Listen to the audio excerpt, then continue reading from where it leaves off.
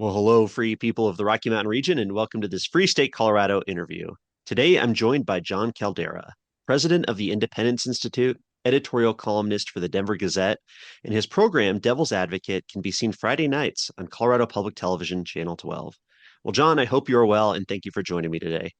And thank you for having me. And also, Devil's Advocate can be seen on YouTube. Just go to IITV. That's a channel on YouTube, or on any podcast platform. It's perfect for podcasts, although you don't get to see this handsome face.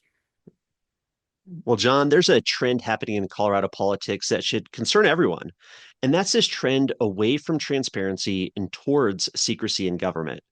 So Senate Bill 157 last year damaged Colorado's open meetings laws. And this year we have Senate Bill 77, which would drag out and extend the time that governments have to provide open record requests and even gives the corporate media special privileges at the expense of everyone else. So, Jon, why are politicians trying to take Colorado backwards when it comes to open government and transparency? My friend Eric Sonderman, who's a moderate political analyst, boils it down to three words: because we can. And that's exactly why they're doing this, because they can. They've got super majorities, they've got a compliant governor, and their life is a lot easier if we don't know what they're doing. What bothers me is this is a law, the open meetings law, that was passed by the people, and we expect openness in our government. And I've been doing this a long time. I don't think I've seen anything as brazen as just voting yourself out of the open meetings laws. It's an insult that left, right, and middle we all should be furious with. They passed the law that says we legislators, nobody else from these other 5,000 governments in Colorado, they still have to follow it. But we lucky few, we lucky few, we can have our little meetings whenever we want, and we don't need to schedule them. We don't need to put it on the agenda. Don't need to let the public know. Yeah, we can let them know afterwards, maybe if they find out, but we're not putting an agenda out. We'll take our um, communications and we'll just make them disappear into the ether that they can never be found. I don't know about you, but every dirty text I've ever sent, every bad Gmail I've sent to a woman is on a server somewhere forever. But these guys, they don't even have to hold their emails for any particular time, or I think 90 days, 90 days out of a 120-day session.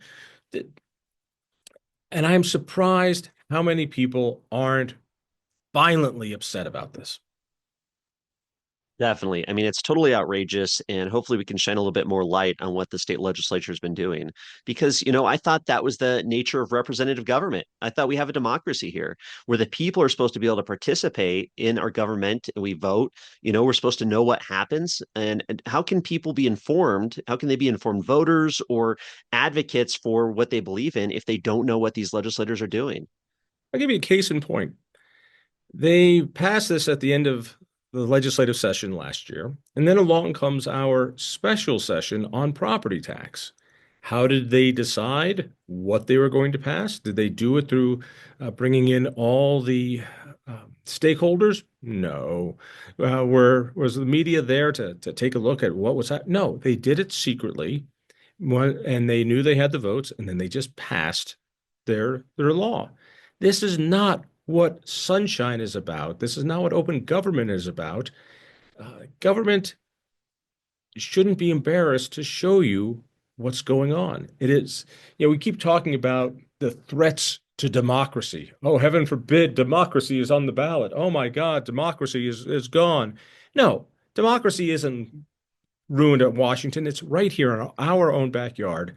Other governments in Colorado are looking at the legislature going, wait a second. If they can get out of open meetings laws, well, I'm sure we can find a way to do that too. And so where we need sunshine the most, we find opaqueness. Well, at least some people are paying attention. This efforts of the legislature to decrease transparency has created this nonpartisan coalition, with the Independence Institute and you helping to lead the effort. along with the Colorado League of Women Voters. I know big fans of yours, the Colorado Press Association, the Colorado Broadcasters Association, Colorado Freedom of Information Coalition. Love those guys. Love what Jeff Roberts does over there. Rocky Mountain Voice and others. So the fact that there is this nonpartisan network of individuals who see this as a problem, I think it should really show the public that this is a serious threat, and really, hopefully, it gives me kind of some optimism that Yeah. something might happen with this. Yeah, it's interesting how you put that, Brandon. I've been doing this for, well over 3 decades, and I've never seen a coalition like we've been able to bring together here at Independence Institute.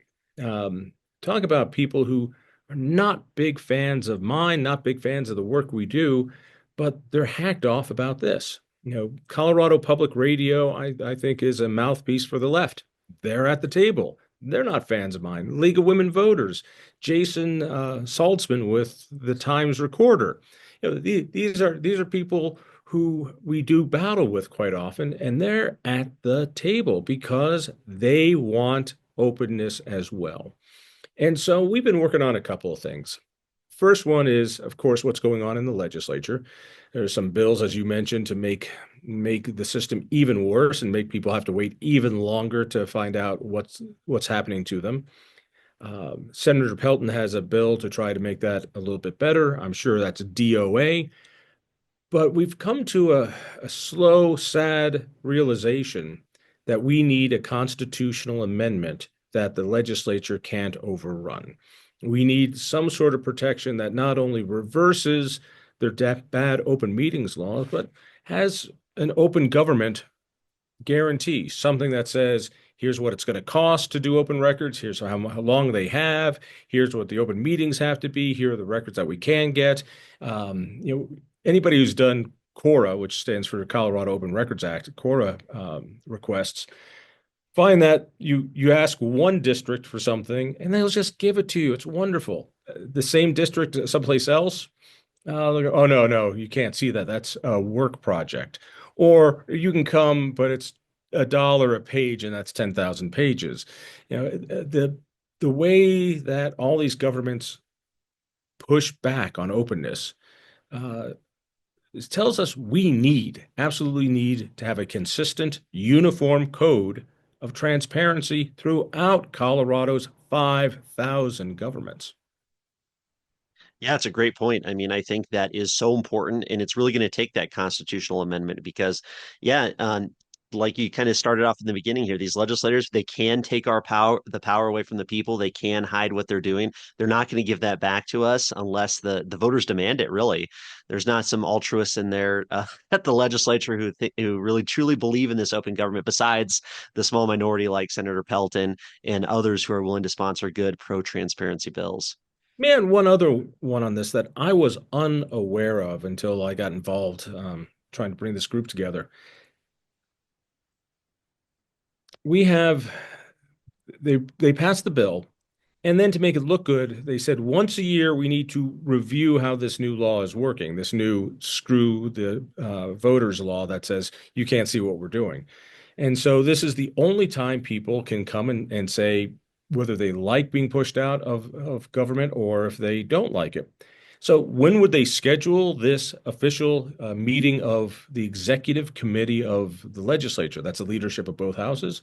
Well, of course, the day before New Year's Eve, when there's nobody around. It's the last moment of the year that they can actually do this meeting.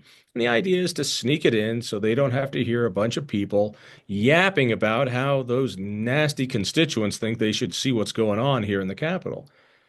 So I went to that just to watch, and lo and behold, lots of people from left and right came to give them an earful. And I heard from the Speaker of the House, oh, how committed she is to openness and transparency, which no one believes because it was her bill that took away the transparency. She was the prime sponsor. What I didn't know is that there are only 2 states that don't televise committee hearings. So if you don't know, there's 20 something committees. Bills have to go through those. Some committees are in between session. And that's where the meat of the legislative session happens. That's where real politics happens. Each one of these rooms has automated cameras. Each one of these rooms have large monitors. Why? because after COVID, people had to testify or vote or do other things remotely. Every other state but Colorado and one other, and I forget the other one, don't turn those cameras on. Now, if you want to see what goes on the House floor, you can go to the Colorado channel. And so the chairman of the Colorado channel is there saying, giving testimony to the executive committee, going, why don't you turn on the cameras? We've asked you to turn on the cameras. And of course, we're going to say, oh, no, no, because then we're going to have to hire somebody to turn the cameras from public to private or private to public. And so far, nothing. The guy has asked for 6 years for us to be able to see what's going on in these committee meetings, which means if you live in Durango and you want to see what your representative is doing, you've got to drive for 8 hours to come to see what goes on and watch what happens in person. That's the only way you'll see it unless you want to testify for it. It gives you the idea of just how insulting this legislature is. Now, mind you, if the Republicans were in charge, they might do the same thing. So I'm not picking on a side here. I'm picking on those in power, being the Luddites who won't turn on the camera for public consumption, just private consumption. What are they hiding? Well, I've been to plenty of those committee hearings, and I can tell you, I know why some of the legislators don't want to be on camera Oh, really? because Do tell. Do tell.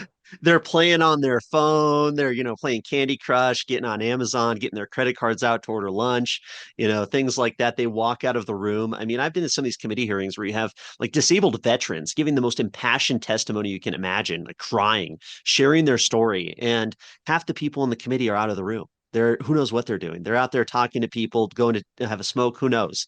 But I could just kind of And also, you not get good to at see yeah. how they belittle many of the people who come to testify. In the last few years, it has been brutal for a lot of people to come and testify and just get mistreated by the committee. So yeah, just show us. And it doesn't. They say it's going to cost $30,000 a year to flip the switch. I don't believe that. I don't believe that for a second.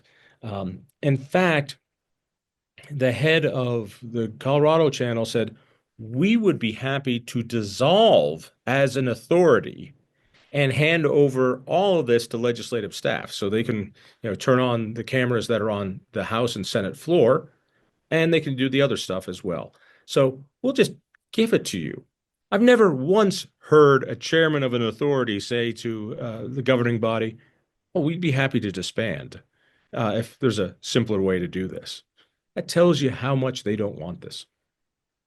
Yeah, and I'm really glad you brought up the point of how these so many of these legislators are bullies down there. I mean, it's been really bad these last 2 years.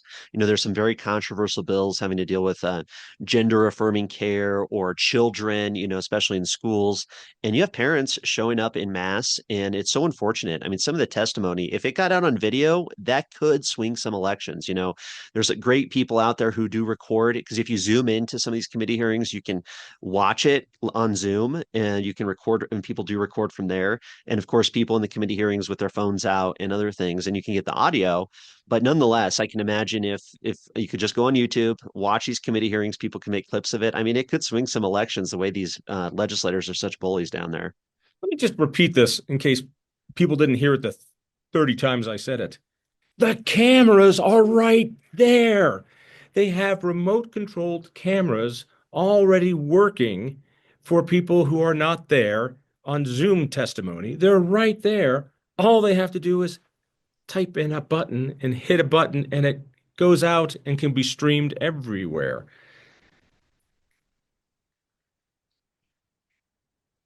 Anyway, So simple a politician could do it, probably. right. Yeah, so simple a politician could do it.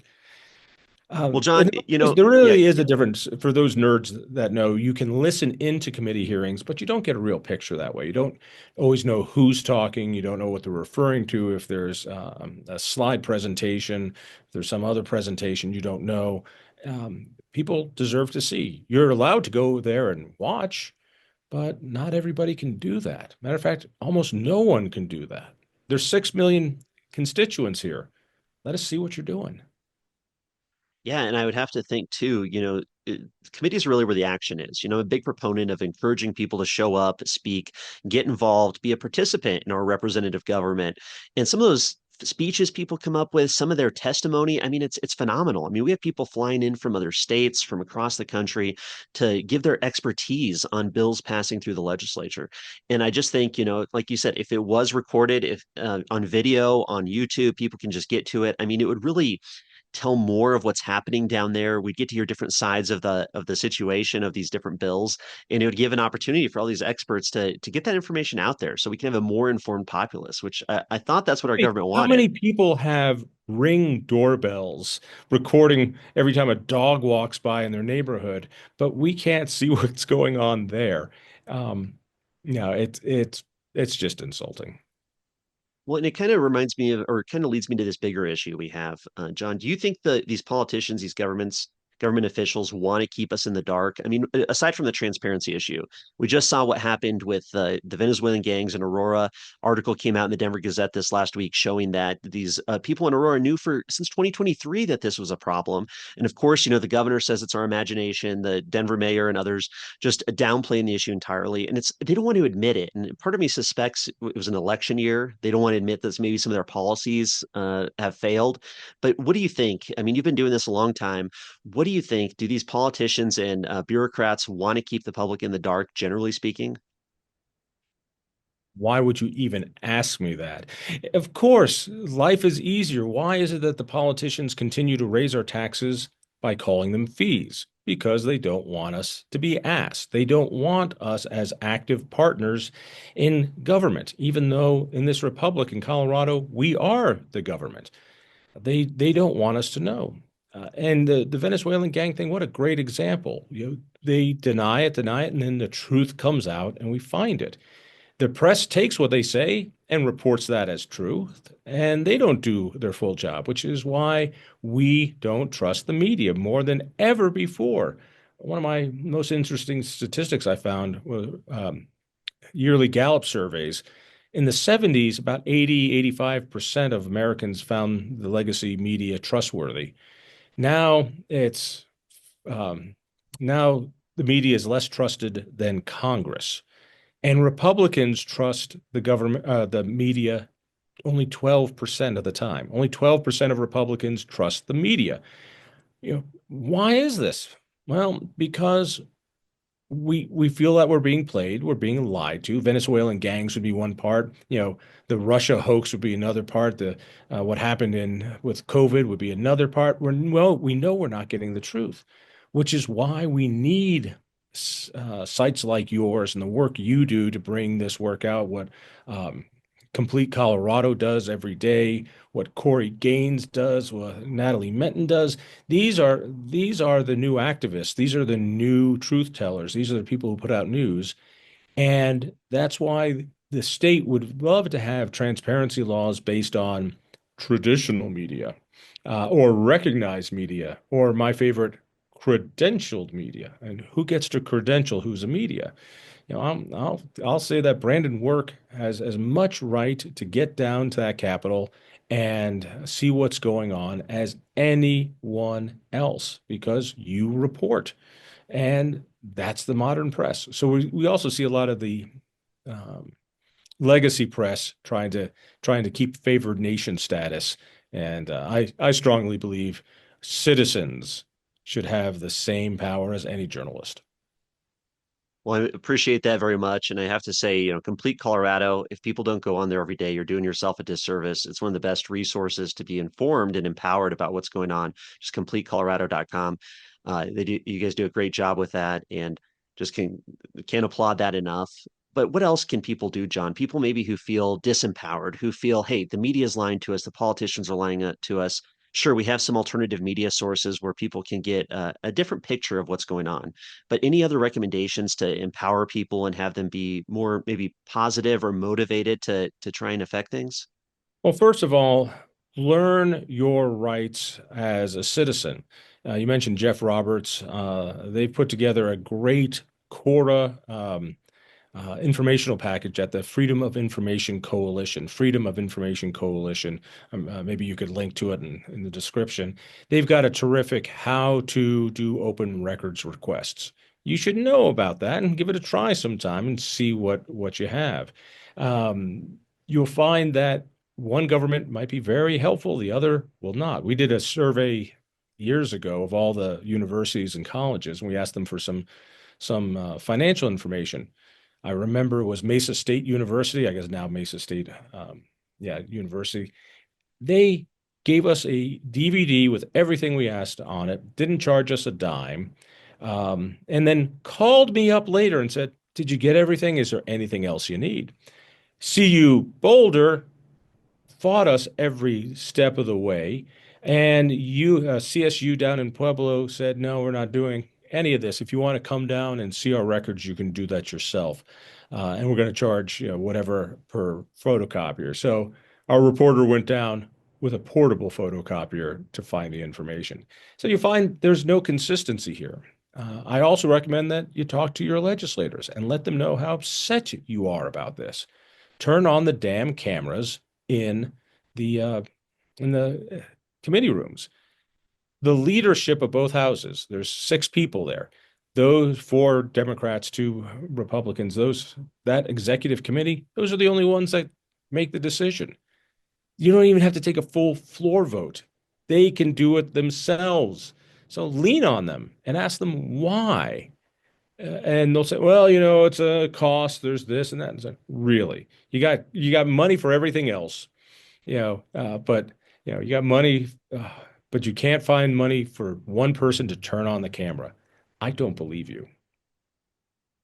And we shouldn't believe them, that's for sure. And I just couldn't be struck with the thought. It couldn't help it, but just the idea. I know this is a nonpartisan issue. I know this transparency, open government, right? It should affect everybody, get people up in arms about it. But I couldn't not think that what a great opportunity for the minority caucus, for the House and Senate Republicans to really make this one of their signature issues. I do have to say they've done a great job this year fighting for affordability, going after fees, trying to really highlight all the increases to the cost of living that have come out of the legislature in recent years. But why not make this a signature issue and say, hey, we are demanding transparency, open government, and allowing the people to know what's going on? And, I mean, what a great strategy to really make themselves look like they're more representative of the people, and then have the Democrats be the ones saying, no, we don't want to let people know what's going on. You know, we are learning the cost of one party government, and this is a lesson to us all. So, Republicans, go win a few seats out there, will you? And when you get into office, act like Republicans and change some things. Um, I'm cautiously optimistic that this coalition we're putting together, even though we've got lots of different issues and lots of different personalities, I think we're going to come up with something that voters will like if we can get it on the ballot. We won't be able to get it on the ballot this year unless we want to put a tax increase on it, because by law, only if you want to raise taxes can you put something on the ballot on odd numbered years. But of course, if you wanted to reduce taxes, you can only do that on even numbered years, while they can ask all the time. Again, they stack the cards. But we are working to perfect some language that we could see on the ballot next year, and we're going to need some help getting that on. We're going to need lots of signatures. Oh, wonderful. Well, I really appreciate you taking the time. How can people support your work, the Independence Institute? What can they do there? They can send me large bills in American currency, unmarked, and just say for John's personal use. And the happier I am, the better. No, please, if you do nothing else, go to thinkfreedom.org, thinkfreedom.org. Right there by your right ear, left ear, you got the sticker. It says thinkfreedom.org. Sign up for our newsletter. I put out a newsletter about once a week. I won't spam you, just so you know what's going on. If you'd like to throw a few bucks our way, it's tax deductible. We could sure use it. But what we need are people. We need foot soldiers. Uh, Take a look at our citizen involvement project that Kathleen Chandler runs and see if maybe you want to hop on a board or commission. Not run for one, just get on one and see what goes on up close. When I spent my time on the RTD board, it was the most educational and fulfilling thing I've ever done. And I think other people would find the same. Awesome. Well, thank you so much, John. Really appreciate you taking the time. Brandon, thanks, Please. thanks for what you do. This is a real service. Appreciate it. Awesome. All right. Take care, sir.